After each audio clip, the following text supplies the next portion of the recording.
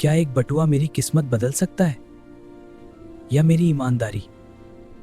बेटा कभी झूठ मत बोलना, हमेशा ईमानदार रहना। जी अम्मी, मैं हमेशा सच का साथ दूंगा। ये बटुआ अगर मैं रख लूं तो हमारी सारी परेशानी खत्म हो जाएगी। नहीं ये गलत होगा। अंकल, मुझे ये बटुआ मिला है। एक अमीर आदमी इसे ढूंढ रहा था। मेरा बटुआ क्या तुम्हें मिला है? जी अंकल, ये आपका है। तुमने 1 रुपया भी नहीं लिया? नहीं अंकल, ये मेरा नहीं था। मैं तुम्हें इनाम देना चाहता हूं।